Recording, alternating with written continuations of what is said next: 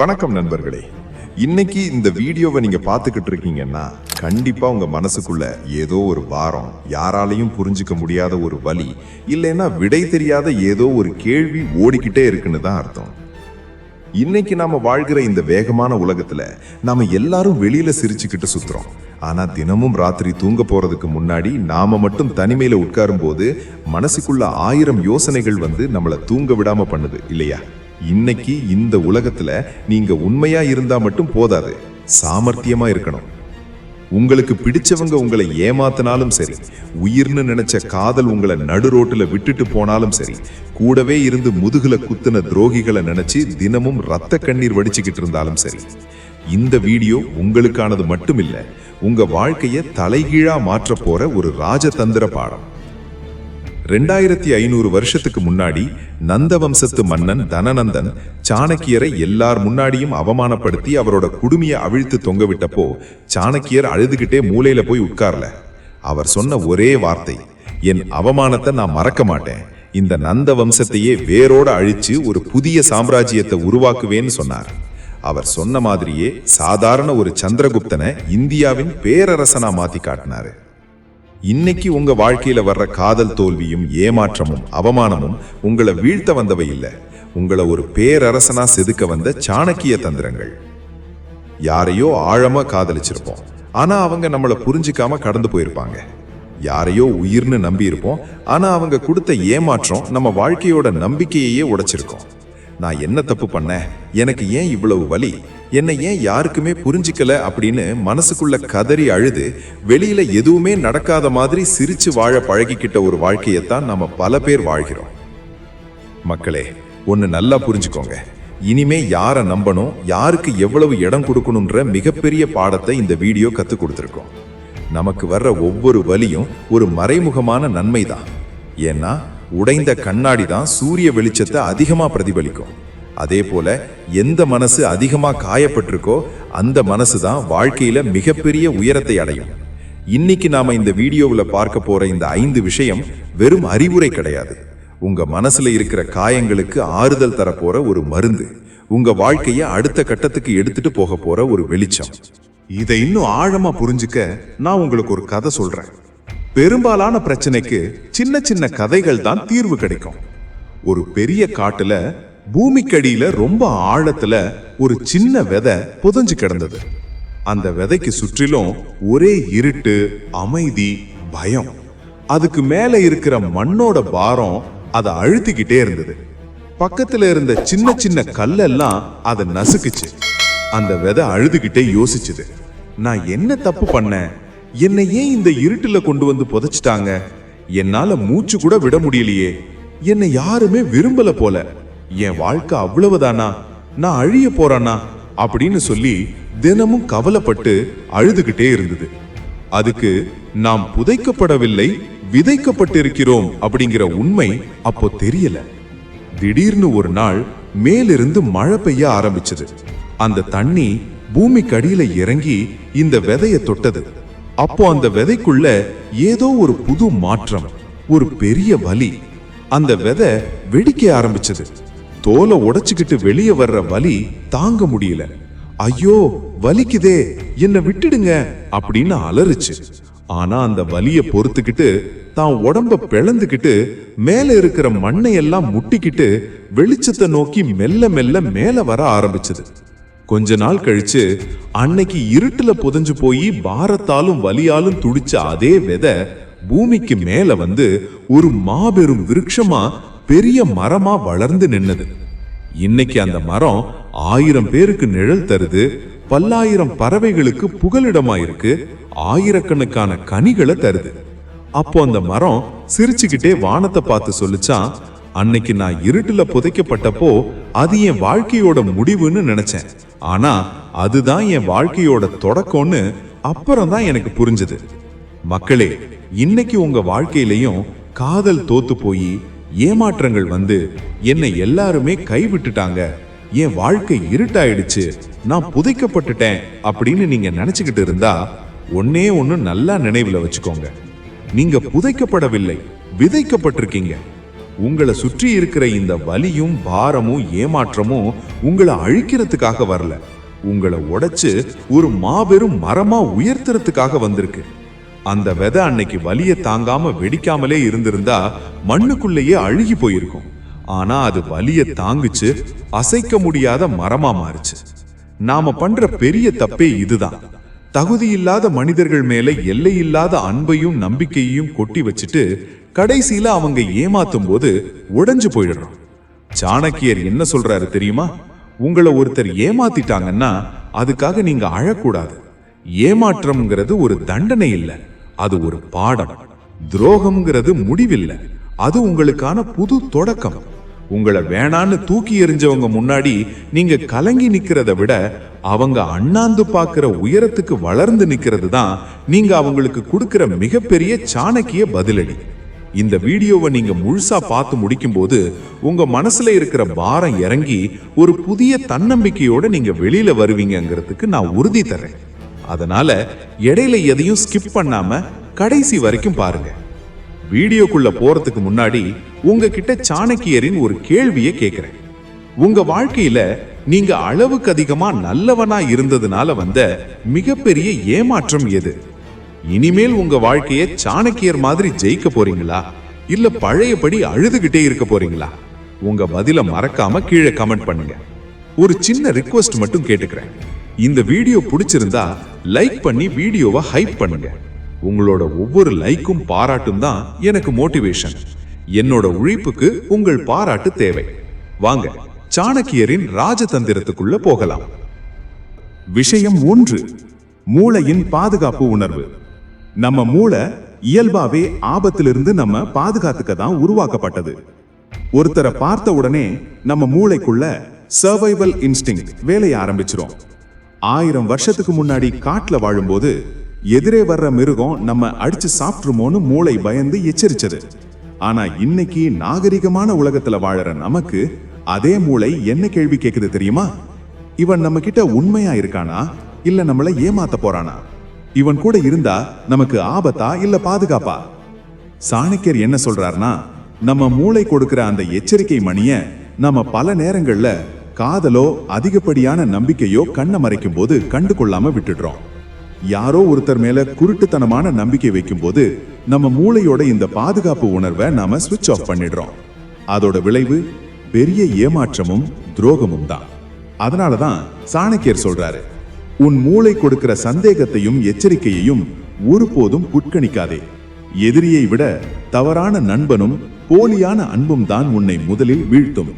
அதனால இனிமே யாரையும் பார்த்த உடனே குருட்டுத்தனமா நம்பாதீங்க. உங்க மூளையோட இந்த பாதுகாப்பு உணர்வுக்கு கொஞ்சம் வேலை கொடுங்க. அடுத்து 2வது விஷயம், உடல் மொழி. சாணக்கியர் தன் சீடர்களுக்கு கத்துக் கொடுத்த மிக முக்கியமான ராஜதந்திரமே இதுதான். ஒருத்தன் வாயால பொய் சொல்லலாம், ஆனா அவனோட உடல் மொழி ஒருபோதும் பொய் சொல்லாது. இன்னைக்கு நாம பண்ற பெரிய தப்பு என்ன தெரியுமா? ஒருத்தர் வாயினால பேசுற இனிமையான வார்த்தைகளை மட்டும் நம்பி ஏமாந்து போயிடுறோம். ஆனா அவங்களோட உடல் அமைப்பு, கண்கள், அசைவுகள் உண்மையையே பேசிக்கிட்டு இருக்கோம். சாணக்கிய தந்திரத்தின்படி ஒருத்தரோட உடல் மொழியை வச்சு அவங்களை எப்படி கணிக்கிறது? First, eye contact.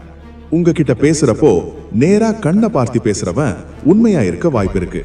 ஆனா பார்வையை கடத்திக்கிட்டு கண்ணை பார்க்க பயந்துகிட்டு பேசுறவன் மனசுல ஏதோ ஒரு பொய்யையோ அல்லது துரோகத்தையோ மறைச்சு வச்சிருக்கான்னு அர்த்தம். செகண்ட், அமரும் நிற்கும் விதம். உங்க முன்னாடி தன்னம்பிக்கையோட நிமிர்ந்து நிற்கிறவன் உங்களை மதிக்கிறான். அதே நேரத்துல கூன் விழுந்து தயங்கி தயங்கி நிற்கிறவன் அல்லது போலித்தனமான தோரணை காட்டும் நபர்களிடம் சாணக்கியர் எச்சரிக்கையா இருக்க சொல்றாரு. தேர்ட், புன்னகையின் உண்மை. உதடு மட்டும் சிரிச்சு கண்கள் சுருங்கலன்னா அது போலி சிரிப்பு. அத ஃபேக் ஸ்மைல்னு சொல்லுவாங்க. உங்க முன்னாடி நல்லவன் மாதிரி நடிச்சு பேக்ல ஆப்பு வைக்கிறவங்க கிட்ட இந்த போலியான சிரிப்பை நீங்க பார்க்க முடியும். சாணக்கியர் என்ன சொல்றாரு தெரியுமா? ஒரு மன்னன் எதிரியின் சொற்களை கேட்பதை விட அவனது கண்களையும் கையசைவுகளையும் தான் கூர்ந்து கவனிக்க வேண்டும் என்றார். அதே மாதிரிதான் உங்க வாழ்க்கையிலையும் ஒருத்தர் மேல சந்தேகம் வந்தா அவங்க பேசுற வார்த்தையை நிறுத்திட்டு அவங்களோட பாடி லாங்குவேஜை கவனிங்க. அவங்க உண்மையா நேசிக்கிறாங்களா இல்ல நடிக்கிறாங்களான்னு ஒரே வினாடியில கண்டுபிடிச்சிடலாம். அடுத்து 3வது மிக முக்கியமான விஷயம், தோற்றம் மற்றும் உடை. சாணக்கியர் தன் நீதியில என்ன சொல்றார் தெரியுமா? ஒரு மனிதனின் அறிவை அறிய அவனுடன் பழக வேண்டும். ஆனால் அவனுடைய சுய ஒழுக்கத்தையும் மதிப்பையும் அறிய அவனது தோற்றமே முதல் சான்று என்றார். இன்னைக்கு நாம பல பேர் நினைக்கிறோம் வெளித்தோற்றம் முக்கியமில்லை, உள்ளம்தான் முக்கியம் அப்படின்னு. ஆனா சாணக்கிய ராஜதந்திரம் என்ன சொல்லுதுன்னா, இந்த உலகம் உங்களை முதல்ல உங்க தோற்றத்தை வச்சுதான் மதிப்பிடும். முதலாவது சுய ஒழுக்கத்தின் அடையாளம். நீங்க உங்களை எப்படி வச்சிருக்கீங்க? உங்க உடை நேர்த்தியா இருக்கா? நீங்க சுத்தமா இருக்கீங்களா? இது எல்லாமே நீங்க வாழ்க்கையில எவ்வளவு ஒழுக்கமானவர் என்பதை எதிரில் இருப்பவருக்கு சொல்லாமல் சொல்லும். இரண்டாவது மதிப்பும் மரியாதையும். சாணக்கியர் சந்திரகுப்தனுக்கு பயிற்சி அளிக்கும் போது கூட ஒரு அரசனுக்குரிய கம்பீரமான தோற்றமும் நேர்த்தியான உடையும் எவ்வளவு முக்கியம் என்பதை வலியுறுத்தினார். ஏன்னா உங்க தோற்றமே எதிரிக்கு பயத்தையும் நண்பனுக்கு நம்பிக்கையையும் தர வேண்டும். மூன்றாவது ஹாலோ எஃபெக்ட். ஒருத்தர் நேர்த்தியாகவும் கம்பீரமாகவும் இருக்கும்போது இந்த உலகம் தானாகவே அவங்க சொல்ற வார்த்தைக்கு மதிப்பு கொடுக்கும், அவங்களை அறிவாளியா பார்க்கும். சாணக்கிய வழியில நாம கத்துக்க வேண்டிய பாடம் என்னன்னா, உங்களை ஏமாத்தினவங்க முன்னாடியும் உங்களை அலட்சியப்படுத்தினவங்க முன்னாடியும் நீங்க சோர்ந்து போய் கலைந்த தலைமுடியோடு கவலையா நிற்க கூடாது. அவங்க உங்களை பார்க்கும்போது, அடடா நம்ம விட்டு போனதுக்கு அப்புறம் இவ இன்னும் கெத்தாகவும் நேர்த்தியாகவும் மாறினானே அப்படின்னு வியந்து பார்க்கிற அளவுக்கு உங்க தோற்றத்தையும் ஆளுமையையும் மாத்திக்கணும். உங்க உடை உங்க தன்னம்பிக்கையை காட்டணும், உங்க தோற்றம் உங்க கெத்தை காட்டணும். அடுத்து நான்காவது மிக சக்தி வாய்ந்த விஷயம் குரல் துணி. சாணக்கியர் ராஜதந்திரத்துல ஒரு அருமையான விஷயம் சொல்வாரு. உன் வார்த்தைகளில் இருக்கும் சத்தியத்தை விட அதை நீ சொல்லும் குரல் துணிதான் எதிராளியை பணிய வைக்கும். நாம என்ன பேசுறோம்ங்கிறத விட அதை எப்படி பேசுறோம்ங்கிறது தான் 90% பேருக்கு மனசுல போய் சேரும். சாணக்கியர் குரல் துணியை வச்சு மனிதர்களை எப்படி பிரிக்கிறாரு தெரியுமா? ஃபர்ஸ்ட், பதற்றமான குரல். வேகமா கத்தி பதற்றத்தோட பேசுறவங்க மனசுல ஏதோ ஒரு பயமோ அல்லது பொய்யோ இருக்குன்னு அர்த்தம். அவங்க கிட்ட தன்னம்பிக்கை இருக்காது. செகண்ட், அதிகாரமான துணி. நிதானமா தெளிவா ஆழமான குரல்ல பேசுறவன் வார்த்தைக்கு தான் இந்த உலகம் அதிக மதிப்பு கொடுக்கும். சாணக்கியர் சந்திரகுப்தனுக்கு கத்துக் கொடுத்த ரகசியமே இதுதான். ஒரு தலைவனின் குரல் கேட்பவனுக்கு நம்பிக்கையை கொடுக்க வேண்டும், எதிரிக்கு அச்சத்தை கொடுக்க வேண்டும். இன்னைக்கு உங்க வாழ்க்கையிலையும் உங்களை வேண்டாம்னு சொன்னவங்க கிட்டயோ இல்ல உங்களை தாழ்த்தி பேசுறவங்க கிட்டயோ நீங்க அழுதுகிட்டோ கெஞ்சிக்கிட்டோ பேசக்கூடாது.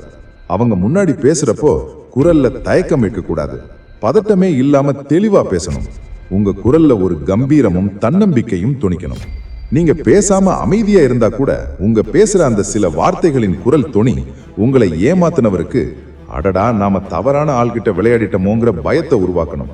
அதுதான் உண்மையான சாணக்கிய கெத்து. அடுத்து ஐந்தாவது மற்றும் ரொம்ப ஆபத்தான விஷயம் கடந்த கால அனுபவங்கள். சாணக்கியர் தன் நீதியில ஒரு எச்சரிக்கை தருகிறார்.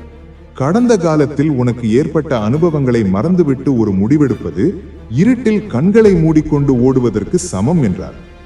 நம்ம மூளை எப்பவுமே ஒரு புது மனிதரையோ அல்லது ஒரு சூழ்நிலையோ பார்த்த உடனே பழைய நினைவுகளோட கொண்டு போய் மேட்ச் பண்ணி பார்க்கும்.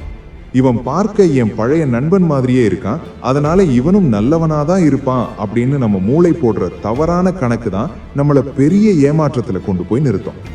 அதே நேரத்துல கடந்த காலத்துல ஒருத்தன் நம்மளை ஏமாத்திட்டாங்கிற அந்த அனுபவ பாடம் அடுத்த தடவை நாம ஒரு தவறான ஆளை நம்ப போறப்போ நம்ம எச்சரிக்கும்.